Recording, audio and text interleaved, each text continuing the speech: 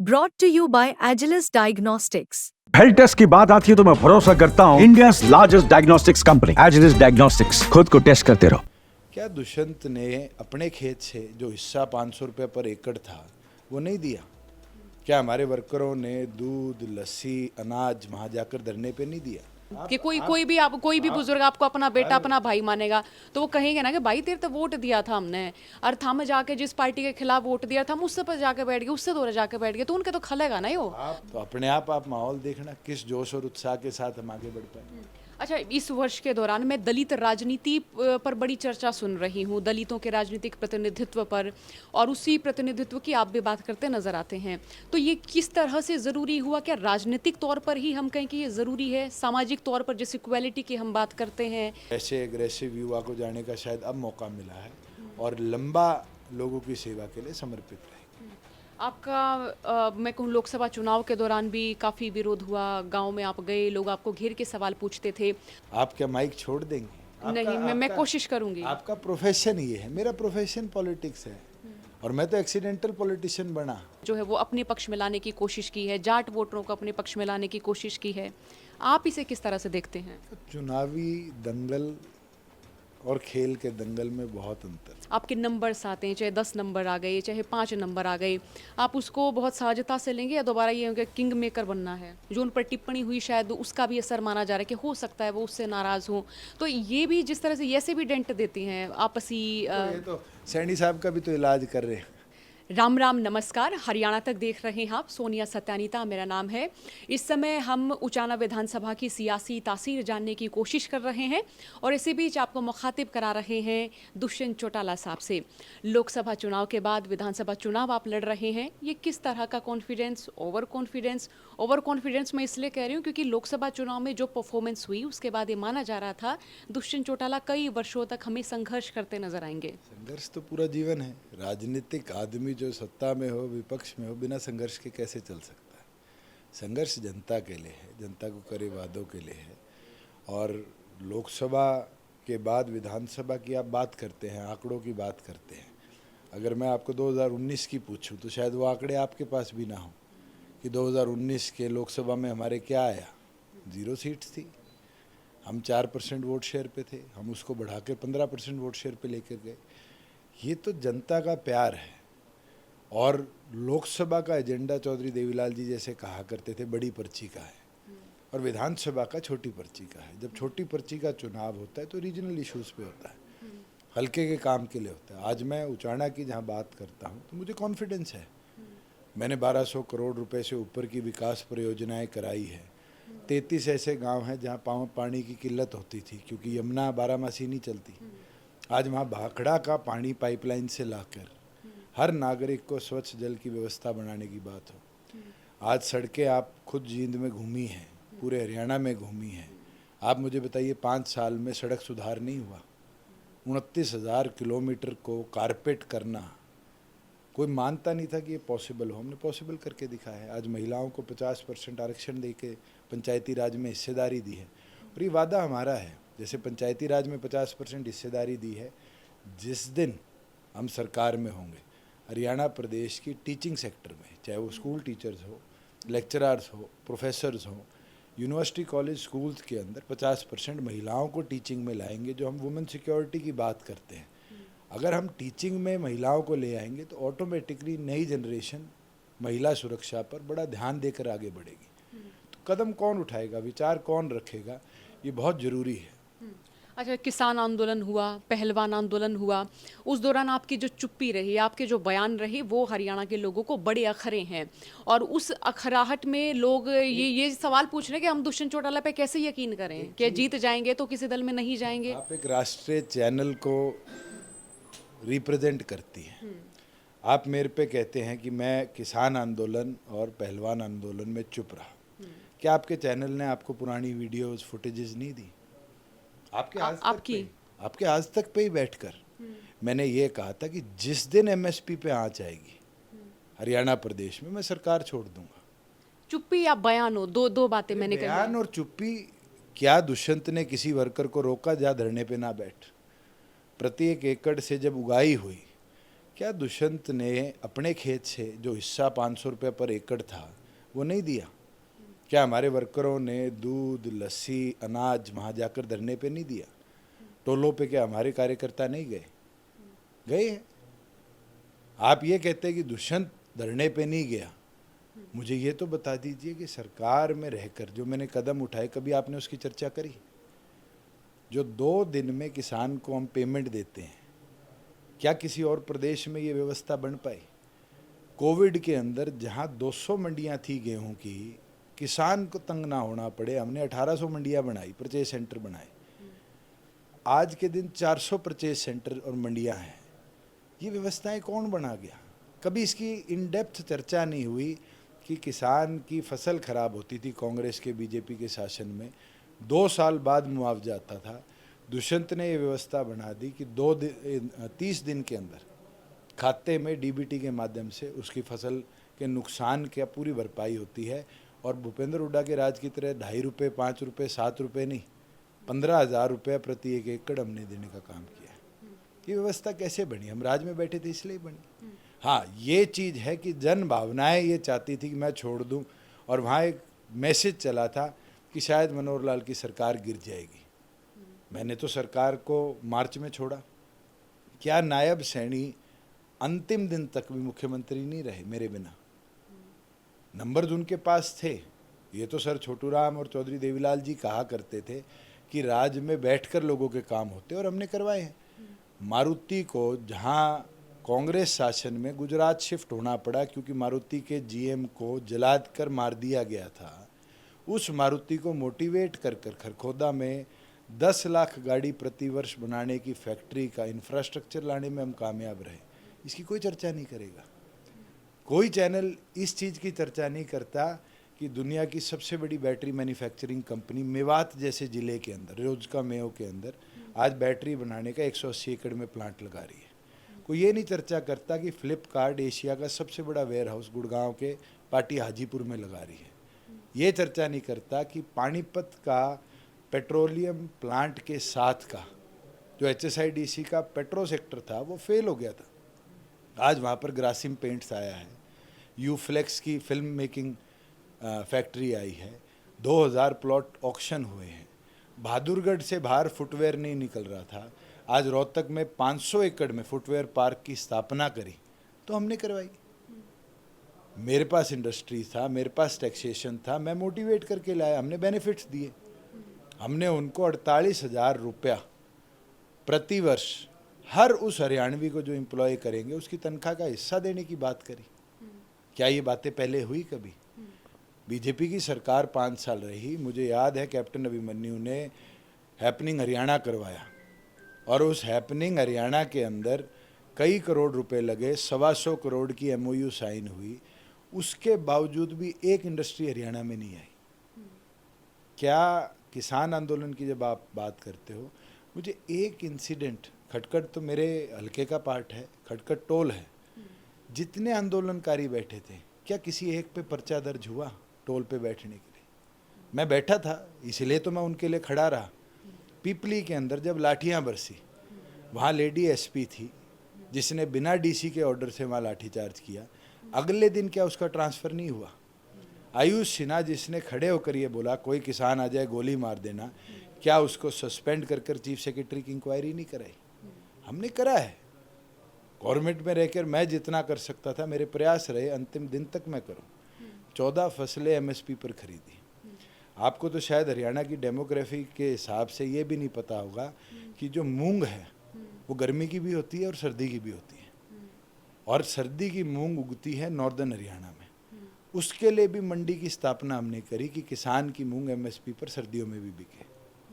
ये छोटी छोटी चीज़ें हैं, मगर शायद मेरा एक फेलियर रहा कि मैं इसको जितना पब्लिक के बीच में प्रचारित करना चाहता था नहीं कर पाया, क्योंकि मेरे पे भी प्रतिबंध थे, सुप्रीम कोर्ट के भी ऑर्डर है, एडवर्टाइजमेंट मुख्यमंत्री की लगेगी, और कहीं ना कहीं जो बीजेपी के विरुद्ध एंटी इनकम्पेंसी थी उसका असर मैंने लोकसभा में झेला। और जो विरोध जिन मुद्दों का मैं विरोध कर रही, माफ़ कीजिए, जिन मुद्दों की मैं बात कर रही हूँ, अब मैं ये कहूँ कि उनका विरोध आज भी है और वो विरोध आप पे भी है। आप मुझे ये बताइए, आप हरियाणा के एक वोटर हैं, क्या 2 करोड़ 4 लाख वोटर जो आज हरियाणा में हैं, इस विधानसभा में मतदान डालेंगे, मैं इन वोटर्स को बदल सकता हूँ? यही रहेंगे, इन्हीं से ही वोट लेने हैं, यही साथ देते हैं, गले लगाते हैं और यही विरोध करते हैं और हाय हाय करते हैं। मुझे समझाने में देरी जरूर हो सकती है, मगर मैं समझाऊंगा। मैं कामयाब रहा हूँ। मैं 66 के 66 जो हमारे मंडी समेत गांव हैं उचाना के, एक एक गांव में गया हूँ, एक एक व्यक्ति से बात करी और फिर हम चौधरी देवीलाल जी वाली बात याद करते हैं, समझाना मुश्किल है, बहकाना आसान है। मैं आज आपको ये कह दूं कि भी आप लोग पत्रकारिता करते हैं और आप एक एजेंडा लेकर चल रहे हैं मेरे खिलाफ। नहीं चल रहे, लेकिन मैंने आपको एक चीज कही, आपने एक बार रिएक्ट किया ना, यही चीज होती है। आप कितनों को जाके समझा, 2 करोड़ 4 लाख के घर में एक एक से बैठकर नहीं समझा सकते। हमें भी आपका साथ चाहिए अपनी बात को जनता तक पहुंचाने के लिए। आज हमारी बेटियों के लिए, बहनों के लिए स्कूल और कॉलेज में जाने की व्यवस्था फ्री बस पास तक सीमित नहीं रखी हमने 13 रुपये प्रति किलोमीटर की व्यवस्था बनाई है। जिस गांव से अगर 5 बेटियां जाती है, वो गांव की टैक्सी कर सकती हैं दूसरे स्कूल में जाने के लिए, अप एंड डाउन के लिए, और उनको 13 रुपये प्रति किलोमीटर सरकार भरपाई कर देगी। इस योजना का तो शायद आपको पता भी नहीं। तो ये जो इतने सारे काम आप गिना रहे हैं, ये लोगों तक क्यों नहीं पहुंच पाई? ये शायद मैं भी पहली बार सुन रही हूँ। देखिए, रहती है गवर्नमेंट के अंदर। मैं जूनियर पार्टनर था, मेरी सरकार होती, बीजेपी जूनियर पार्टनर होती, तो शायद बीजेपी की करी कोई बात ना पहुंचती। आज के दिन हमें भी साधन चाहिए। आप लोग हो, हम आप लोगों को बताते हैं, आप लोगों को 100 लोग देखते हैं, बात पहुंचती है। अब मैं आपसे पूछ लूँ कि पिछले 5 साल में आप तो मेरे पास कैमरा लेके आज पहली बार आई हैं। ये सच है, मैं पहली बार आई। समय कई बार लिया गया, मेरे दूसरे साथी आए आप तक। आए, मगर मैं आपसे पूछता हूँ, ये कमी रही आपकी, मेरी भी कमी रही। व्यवस्थाएं हैं, हमें भी पूरा हरियाणा कवर करना है, बट हम प्रयास करते हैं कि मैक्सिमम लोगों तक हम पहुँचे। और जो ये अब अगले 14 दिन का जनसंपर्क है, मैं विश्वास के साथ कह सकता हूँ ये 14 दिन का जनसंपर्क दोबारा प्रदेश की लहर बदलेगा। हमने पिछली बार जब चुनाव लड़ा था, शायद आपको याद ना हो, नेशनल मीडिया के एक चैनल ने भी हमारा खाता नहीं खोला था।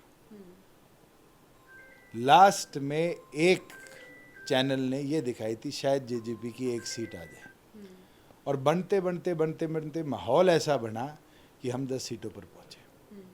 और मैं आज खुल के कहता हूं, अगर अनूप धानक हमें छोड़ के चला गया,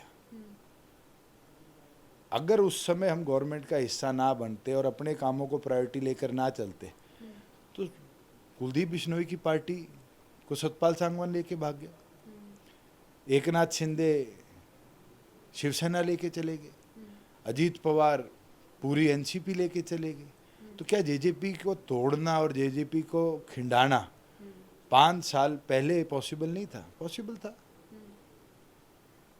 ये तो आप मानिए कि हमने अपने मुद्दों को प्रायोरिटी रखी। बुढ़ापा पेंशन है, आप देश में आपका चैनल कवरेज करता है, आप डाटा निकालिए, 1500 रुपया किसी भी प्रदेश में आज बुढ़ापा पेंशन नहीं है। सिर्फ मध्य प्रदेश में अनाउंसमेंट है कि हम 1500 रुपया बुढ़ापा पेंशन करेंगे। हरियाणा प्रदेश में 4 साल में 250 कर 3000 रुपये तो हमने पहुंचाई। बुजुर्गों का सम्मान कम होने तो नहीं दिया, बट हाँ मेरे 30 है, मैं उसको 5100 नहीं कर पाया। क्या मैंने 75% लोकल एम्प्लॉयमेंट का कानून प्रदेश में लागू नहीं करवाया? करवाया। ये चीज़ें हैं, जब आप गवर्नमेंट में होते हो तो फुलफिल कर सकते हो।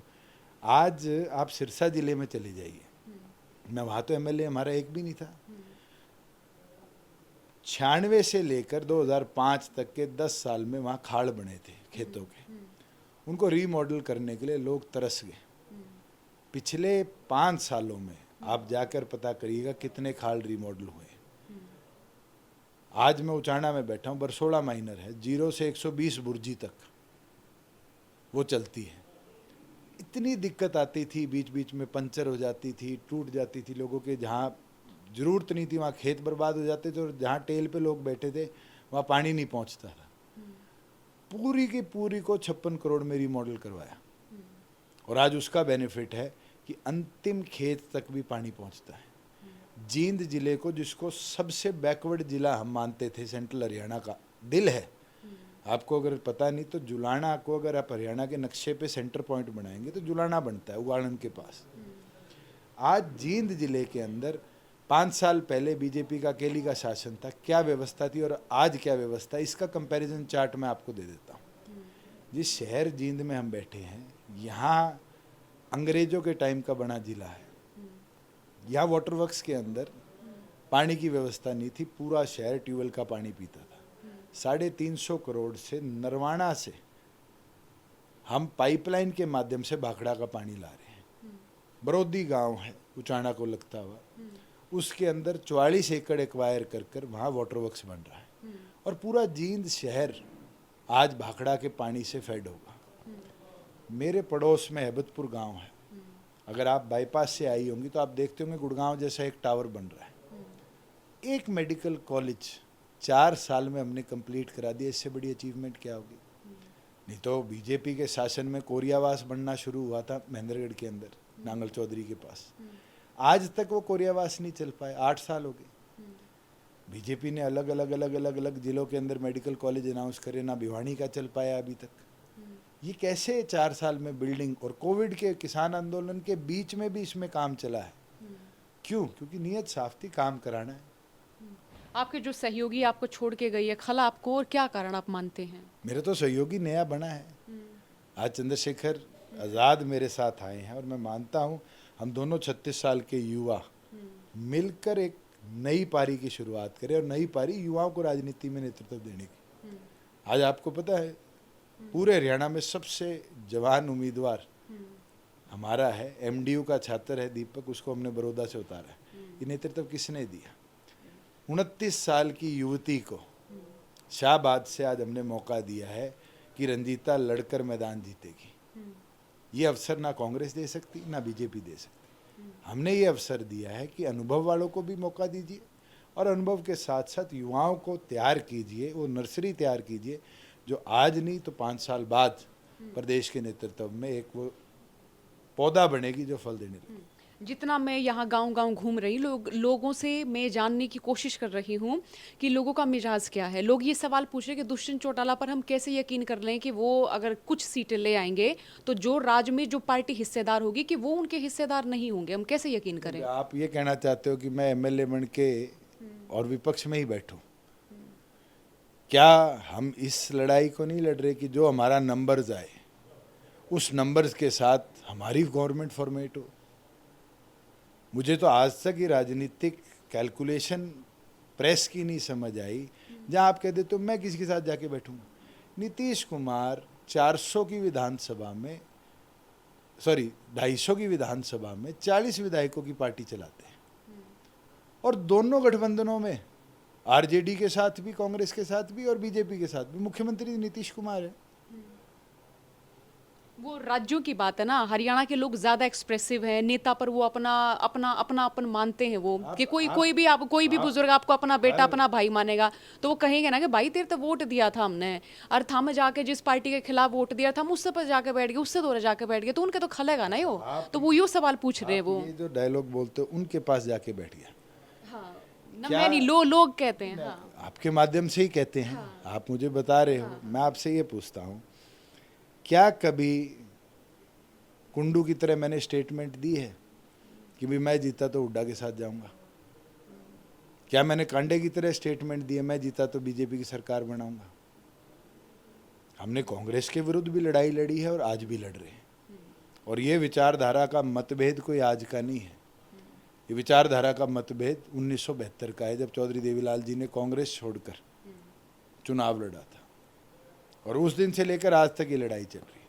और राजनीतिक कैलकुलेशंस करना, 3 बार बसपा की यूपी में सरकार बनी, किसने सहयोग दिया? बीजेपी ने, जबकि बीएसपी और बीजेपी मानसिक तौर पर विरोधी पार्टियां हैं। अगर मैं बात करूं आपके दिल्ली की, आम आदमी का जन्म हुआ किसके विरोध में? कांग्रेस के। आम आदमी पार्टी की पहली सरकार किसने बनाई? कांग्रेस ने। और उसी कांग्रेस के साथ आम आदमी पार्टी मिलकर चुनाव लड़ रही है देश का। वही आम आदमी गिड़गिड़ा रही थी कि हम कांग्रेस के साथ हरियाणा में गठबंधन करेंगे, कांग्रेस ने नहीं किया। आप राजनीतिक तौर पर मेरे लिए ये बात कहते हैं, मैंने उसके विरोध इसके विरोध के किया, क्या आप उन लोगों के बारे में कभी चर्चा नहीं करते? ये जो मैं आंकड़े आपको दे रहा हूं, आप पब्लिक में जाकर कभी पूछिए तो सही कि कांग्रेस आम आदमी केजरीवाल का निर्माण जन्म राजनीतिक तौर पर हुआ तो रामलीला मैदान में कांग्रेस के विरोध अन्ना के आंदोलन में हुआ। क्या वो आज कांग्रेस की गोद में जाके बैठ गया? क्या उनने आम आदमी की विचारधारा छोड़ दी? नहीं छोड़ी। वो अपनी विचारधारा पर है, मगर हाँ, राजनीति के अंदर 1+1 2 नहीं होते, 1x1 2 नहीं होते, 1 और 1 साथ खड़े होते तो 11 की जोड़ी बनती है। आज राजनीतिक तौर पर मुझे जो वादे मैंने जनता से करे थे वो पूरे करने प्राथमिकता समझी और पूरे करे हैं। ना करे हों, आपने मेरा संकल्प पत्र जो था, जन संकल्प पत्र जो था, अगर आप उसको उठाकर देखोगे, एक लाइन लिखी हुई थी जो किसी के दिमाग में नहीं आ सकती कि हरियाणा पंजाब हाई कोर्ट में हिंदी लागू होगी।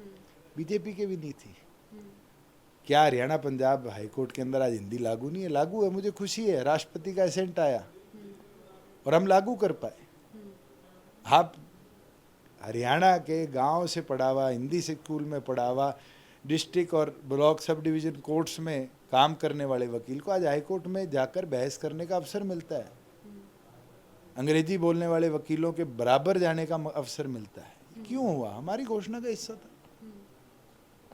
ये सवाल और मुझसे लोग पूछते हैं जब मैं लोगों के बीच में जाती हूँ कि दुष्यंत चौटाला, चलिए ठीक है कि हम मान लें कि वो संघर्ष कर रहे हैं, वो अब चुनाव जीतने के लिए नहीं, सहजता से लोगों के बीच में जाने के लिए लड़ रहे हैं। क्या इससे आप इत्तेफाक रखते हैं?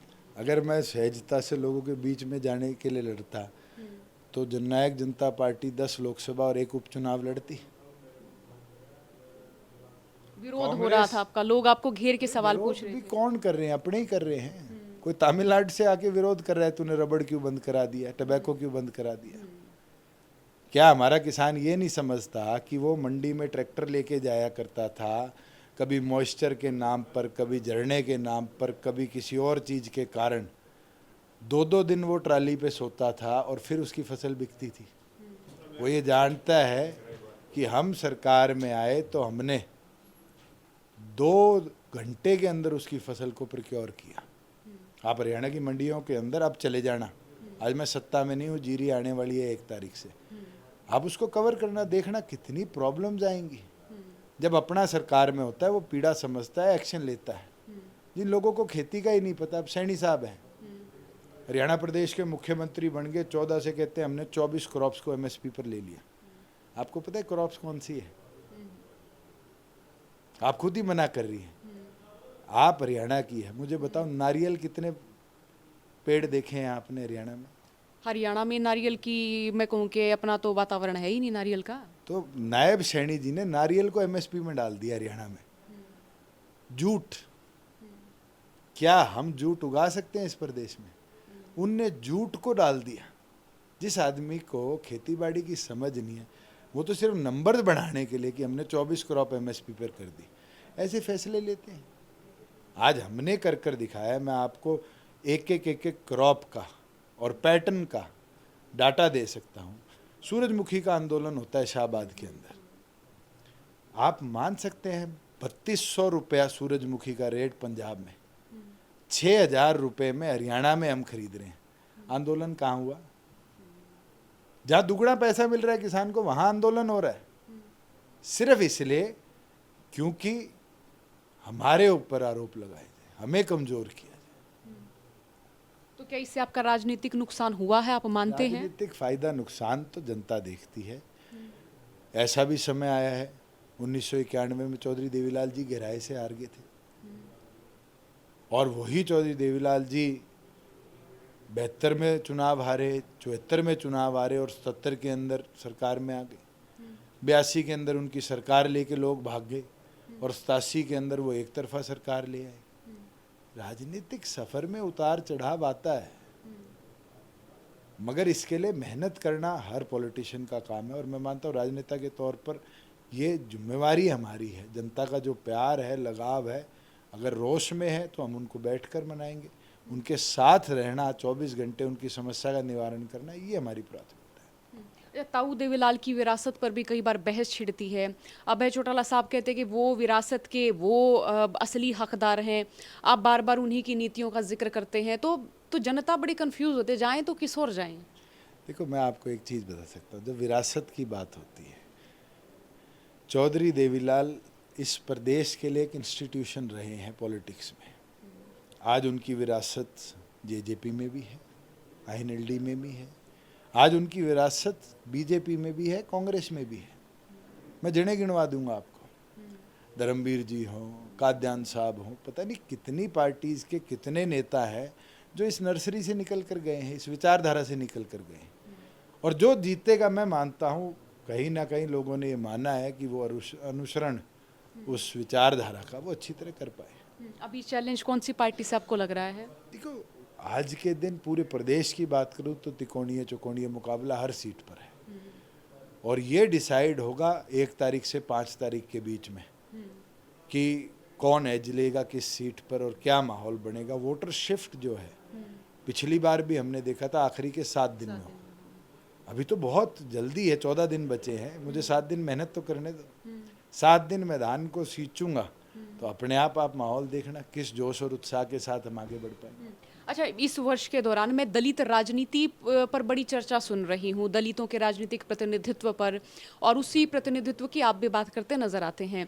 तो ये किस तरह से ज़रूरी हुआ? क्या राजनीतिक तौर पर ही हम कहें कि ये ज़रूरी है? सामाजिक तौर पर जिस इक्वालिटी की हम बात करते हैं, अब वो हमें सही मायने में नज़र नहीं आती है। देखो, राजनीति के अंदर हमने तो चौधरी देवीलाल जी से एक चीज़ सीखी है, जितना मुझे उनके जीवन को पढ़ने का, मिलकर सीखने का मौका मिला, उनने हमेशा किसान कमेरे को आगे ले जाने की विचारधारा रखी और वो कामयाब रहे।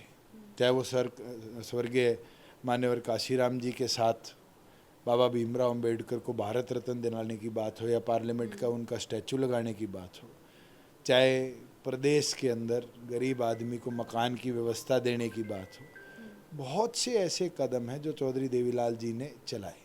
जैसे उदाहरण आपको देता हूँ मैं, आज के दिन मनरेगा है, बहुत कम लोगों को पता है कि मनरेगा का इस देश में जन्म कहाँ हुआ। झज्जर के अंदर फ्लड आया और उस फ्लड में बहुत से गांव डूबे थे, बांध बनाना था, मजदूर नहीं थे। चौधरी देवीलाल जी ने उस समय लोकल लोगों को कहा कि काम के बदले में अनाज दूंगा। गोदामों में गेहूं पड़ा था, लोगों को पास खाने को कुछ नहीं था, तो उस चीज़ के अंदर लोगों ने बांध बनाना शुरू कर दिया और कामयाब हुए, और काम के बदले अनाज योजना को शुरुआत हुई। आज काम के बदले पैसा है, सिर्फ इतना ही परिवर्तन है। आज हम गड्ढे खोदते हैं, जोड़ खोदते हैं, कुछ कैटल शेड बनाते हैं या पंचायतों के काम करते हैं, उसके बदले हमें रोजगार मिलता है, 100 दिन की गारंटी मिलती है। तो ये चीज़ें समझने की है कि चौधरी देवीलाल जी ने किस चीज़ से वो चलाया। और मैं आपको बताऊं, पिछले 4.5 साल जो गवर्नमेंट में हमारी हिस्सेदारी थी, हमने 3 चीज़ें करी। पंचायती राज में BCA के लिए 8% रिजर्वेशन, नाई हो, तेली हो, कुम्हार हो, सुनार हो, जोगी हो, इनको कभी मेंबर पंच तो ये बन जाते थे क्योंकि 2, 4, 5 मकान एक बोर्ड में होते थे। सरपंच, जिला परिषद और ब्लॉक समिति के मेंबर बड़े रेयरली बनते थे। बीच 8% रिजर्वेशन का हमने कानून ला कर दिया। हम बात करें SC प्रमोशन की, हम बैकलॉग की बात करते हैं, मगर कहीं ना कहीं इनकी प्रमोशन भी बाधित होती थी। मैंने अड़कर पिछले बजट में 20% SC प्रमोशन की हिस्सेदारी डलवाई, और बड़ा अच्छा लगा मुझे कि हर महकमे में शेड्यूल कास्ट के जो लोग थे उनको प्रमोशनें जल्दी मिली। आज हम बात करते हैं, चंद्रशेखर जेल गए, रविदास मंदिर को तोड़ा गया दिल्ली के अंदर। उस समय मैंने घोषणा करी थी कुरुक्षेत्र की पावनदरा में 5 एकड़ में हम रविदास जी का मंदिर बनाएंगे, और मुझे खुशी है कि मेरे होते हुए लैंड ट्रांसफ़र हुई और सरकार टूटने के अगले दिन नायब सैनी पत्थर लगा के आया कि मंदिर बनेगा। क्या हमने वो अपना वादा पूरा नहीं किया? बीजेपी के तो घोषणा पत्र में रविदास मंदिर का चर्चा भी नहीं थी, पर हमने पूरा कर दिखाया। गरीब व्यक्ति को गांव में मकान की सुविधा मिले, हमने सरपंचों को पावर दी कि वो प्लॉटिंग कर सकते हैं पंचायती लैंड की, गवर्नमेंट से अप्रूवल ले सकते हैं, और जिनके पास आशियाना नहीं है, ज़मीन का 1 इंच नहीं है, उनको ज़मीनें दे सकें। और अब भी मैं कहता हूँ गवर्नमेंट बनेगी तो हम हर गांव के अंदर, शहर के अंदर 100-100 गज के प्लॉट और उनको पैसे उनके आशियाने बनाने के लिए सरकार के तौर पर देंगे। हर सब डिवीज़न लेवल पर, ज़िले लेवल पर, जो गरीब बच्चा कॉलेजों में पढ़ने आता है दूर दराज से और उसके पास बस में आने जाने की व्यवस्था नहीं बन पाती, रुकने की व्यवस्था नहीं बन पाती, अंबेडकर छात्रावास और अंबेडकर भवन का निर्माण करेंगे, जिससे सारे हमारे सब डिवीज़न लेवल पर कॉलेजेस के अंदर बच्चों के रुकने की व्यवस्था हम कर पाए। और जिन जिन गाँव में ऐसी चौपाल नहीं है, उन गाँव के अंदर अंबेडकर भवन का निर्माण करेंगे। चंद्रशेखर साहब से गठबंधन की शुरुआत किस तरह से हुई, प्लान कैसे बना ये? मेरी जब राजस्थान के चुनाव थे उस समय से हमारी चर्चा चलती है, क्योंकि उस समय हनुमान बेनीवाल के साथ इनका अलायंस हो गया था, तो फिर वो चर्चा वहीं विराम पे आ गई थी। उसके बाद निरंतर हम बातचीत भी करते रहे, मिलते भी रहे हैं। और मैं मानता हूँ एनर्जेटिक युवा है, देश की बड़ी पंचायत में मेरे बाद वैसे एग्रेसिव युवा को जाने का शायद अब मौका मिला है, और लंबा लोगों की सेवा के लिए समर्पित रहेंगे। आपका मैं कहूँ लोकसभा चुनाव के दौरान भी काफ़ी विरोध हुआ, गांव में आप गए, लोग आपको घेर के सवाल पूछते थे, तो आपको ये नहीं लगा कि अब नहीं जाना चाहिए, बस हो गया, लोग विरोध कर रहे हैं? छोड़ ये आपको लगा ऐसा? नहीं, किसी दिन आप पत्रकारिता करती हुई गाड़ी से गिर जाए, आप क्या माइक छोड़ देंगे? नहीं, मैं कोशिश करूंगी। आपका प्रोफेशन ये है, मेरा प्रोफेशन पॉलिटिक्स है, और मैं तो एक्सीडेंटल पॉलिटिशियन बना। मैं तो 2013 में मास्टर्स करने के लिए लंदन जा रहा था, और 27 जनवरी की मेरी फ़्लाइट थी। 16 जनवरी को चौटाला साहब को, डॉक्टर अजय सिंह चौटाला जी को जेल में डाल दिया गया, पढ़ाई छूटी, उनकी जगह हमें पॉलिटिक्स में आना पड़ा, संघर्ष किया, सांसद बने, 5 साल बतौर सांसद काम किया, कोई सा मुद्दा नहीं था जो छोड़ा हो। ट्रैक्टर पर जब टैक्स लगाने का काम मोदी सरकार ने किया था, तो पार्लियामेंट में ट्रैक्टर लेकर उसको गाड़ा डिक्लेयर करवाया था। उसके बाद से लेकर चाहे अब 5 साल हो, और मुझे लगता है अगले 45, आज मैं 36 का हूँ, 80 पे भी रिटायरमेंट लूँगा तो अगले 45 साल हैं, अगले 45 साल मैंने तो ये काम करना है। विरोध करेंगे तो गले भी लगाएंगे। आपको एक इंसिडेंट बताता हूँ कि बहादुरगढ़ में चौधरी देवीलाल जी ने टिकट दे दी, और उस टिकट का विरोध हो गया। चौधरी देवीलाल उस मीटिंग में पहुँच गए, वर्करों ने चौधरी देवीलाल का कुर्ता फाड़ दिया। क्या चौधरी देवीलाल ने राजनीति छीन ली? विरोध करने वाले भी अपना अधिकार जताते हैं। हाँ, विरोध करने का तरीका बड़ा निर्भर करता है, और मैं ये सबसे कहता हूँ, बातचीत करिए, बातचीत करेंगे, अपनी बात रखेंगे तो जरूर उसका हल निकलेगा। अब एक नाम विनेश फोगाट जो इस समय बहुत चर्चा में है, कई तरह के फिलहाल हम ये कहें कि परिदृश्य बन रहे हैं। पहला ये कि अगर वो जीती तो क्या होगा, दूसरा ये कि कांग्रेस ने उनके चेहरे के बहाने लोगों के इमोशन जो है वो अपने पक्ष में लाने की कोशिश की है, जाट वोटरों को अपने पक्ष में लाने की कोशिश की है। आप इसे किस तरह से देखते हैं? चुनावी दंगल और खेल के दंगल में बहुत अंतर है। खेल के दंगल में दाव खिलाड़ी खेलता है, दाव लग जाए तो पासा पलट जाता है। अगर आपने रेसलिंग देखी होगी तो एक सही ग्रिप पाँव पे लगे तो आप पटकनी दे सकते हो। सारा गेम 30 सेकंड का है, आप वो 30 सेकंड क्लिक कर जाते हैं तो आप जीत जाते हैं, और आप 9 मिनट का शायद पूरा गेम होता है, क्लिक ना कर पाए तो आप गेम नहीं जीत सकते। पर जब बात आती है राजनीतिक दंगल की, राजनीतिक दंगल में एक दाव से या एक खिलाड़ी से काम नहीं चलता, संगठन के मेहनत से, संगठन के दाव से खेल चलता है। और अभी तो चुनाव शुरू हुआ है, कांग्रेस ने क्या बात कही है, अब आप खुद सोचिए कि नारनौंद के अंदर कांग्रेस के कैंडिडेट की रैली में कुमारी शैलजा के लिए क्या बोला गया? क्या आप उस सब टिप्पणी को सत्य मानते हैं? वीरेंद्र सिंह जी ने महिलाओं को क्या बोला? मांझ। क्या आप उस टिप्पणी को सही मानते हैं? कांग्रेस के सांसद ने, जयप्रकाश ने पाउडर लिपस्टिक की बात करी, क्या आप उस बयान को सही मानते हैं? अभी तो पता नहीं राजनीतिक तौर पर कैसे कैसे दाव झेलने भी पड़ेंगे, खेलने भी पड़ेंगे। और 5 तारीख को शाम को 5-6 बजे तक जब आखिरी वोट पोल होगा, जिसका दाव बढ़िया होगा वो खिलाड़ी जीतेगा। हमारा विधायक है अमरजीत, मैं मानता हूँ कि पहलवान भी तकड़ा है और मैदान में भी तकड़ा है, और वो जो दाव खेलेगा वो आपको 8 तारीख को पता चलेगा। मगर मैं एक चीज़ मानता हूँ, कांग्रेस के दाव दिखने लग गए। नीरज शर्मा ने क्या बयान दिया, 50 वोटों पे 1 नौकरी लगाऊंगा। इसका मतलब तो शुरू होगी लिस्टें बननी। वहीं गोगी क्या कहते हैं, पहले खुद का घर भरूंगा, रिश्तेदारों का भरूंगा, फिर थारा भी भरूंगा। इसका मतलब तो जो काम रॉबर्ट वाड्रा ने, कुणाल बादू ने हुड्डा के शासन में करा, जमीन बेच बेच कर किसानों की और अपने घर भरे, आज कांग्रेस चाहती है वही चीज़ यहाँ हो। और ये चीज़ें निर्भर करेंगी कि जनता वो पल याद रखे कि 10 साल के शासन में हुड्डा ने किस तरीके से क्षेत्रवाद को, नौकरी रोहतक में, डेवलपमेंट रोहतक में, पुत्र मोह में इतना आगे थे कि झज्जर और रोहतक जिले के बाहर सड़कें नहीं बनती थी। आज मैं प्राउडली कह सकता हूँ हर विधानसभा में 50 करोड़ रुपया दिए सड़क बनाने का। कोई विधायक कांग्रेस का नहीं कह सकता कि मेरी कॉन्स्टिट्यूंसी में 1 रुपया नहीं है। हमने सामान्य विकास कर कर दिखाया है और हम खुश हैं कि जिस सोच के साथ चौधरी देवीलाल जी ने हरियाणा के उद्धार में काम किया था उसमें हम कामयाब रहे। जीएसटी कलेक्शन हरियाणा की 18,000 करोड़ थी 2019-20 की। ऐसा क्या हो गया कि 23-24 का जब ईयर एंड हुआ, 24-25 शुरू हुआ, तो हम 36,000 करोड़ पर डबल हो गए। आप रजिस्ट्रियाँ कराते हैं, 5% स्टैंप ड्यूटी देती है महिला, 7% पुरुष। उस 5-7% के अंदर हमने कभी ये नहीं देखा था कि भाई 6,400 करोड़ रुपया कैसे आया। क्या हरियाणा में ज़मीनें ज़्यादा बिकी, सिर्फ चोरी रोकी। 44,000 स्क्वायर किलोमीटर लैंड है, लैंड तो बड़ी नहीं। फिर हमारा स्टैंप रेवेन्यू 6400 करोड़ से 12,500 करोड़ कैसे पहुंचा। एक्साइज का हमारा रेवेन्यू 6100 करोड़ से 11,400 करोड़ कैसे पहुंचा। लीकेजेस रोकी है, चोरी रोकी है, और चोरी रोकने का आज असर है कि प्रदेश तरक्की के पथ पर चला है।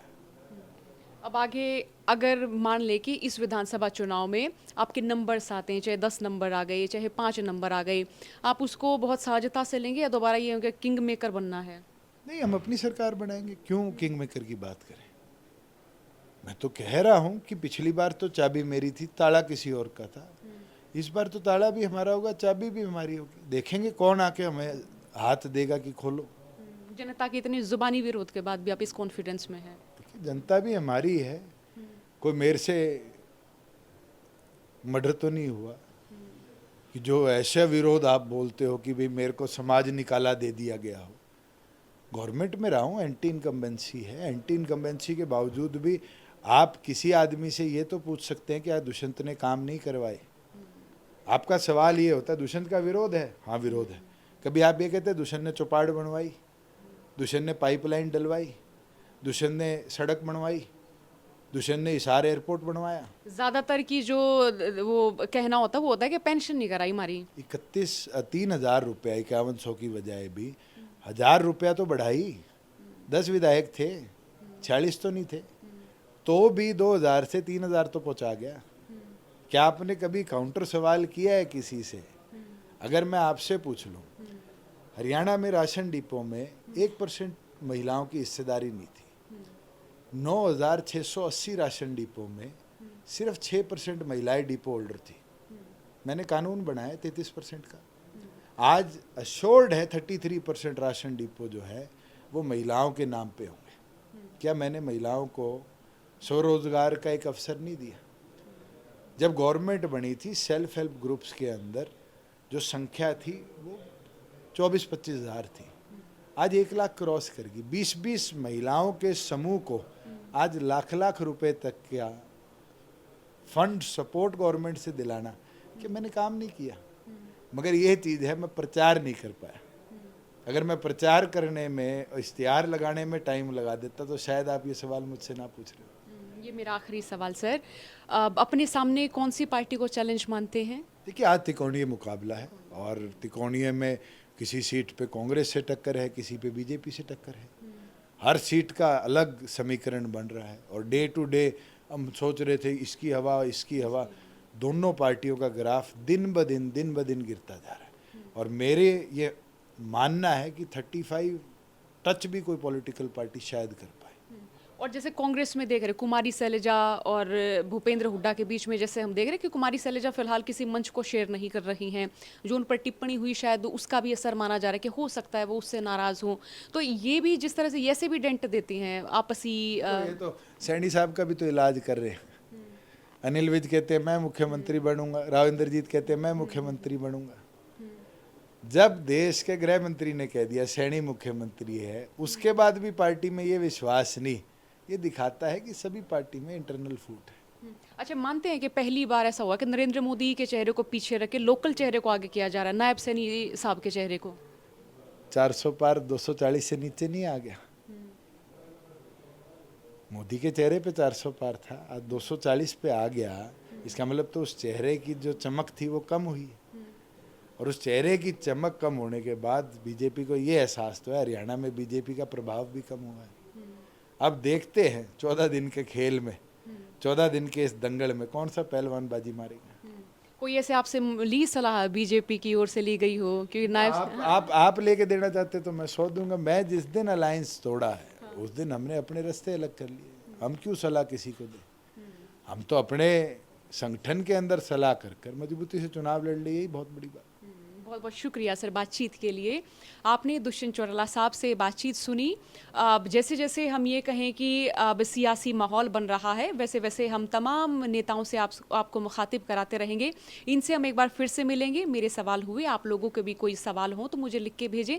बातचीत को सुनने के लिए आप सभी का बहुत बहुत शुक्रिया।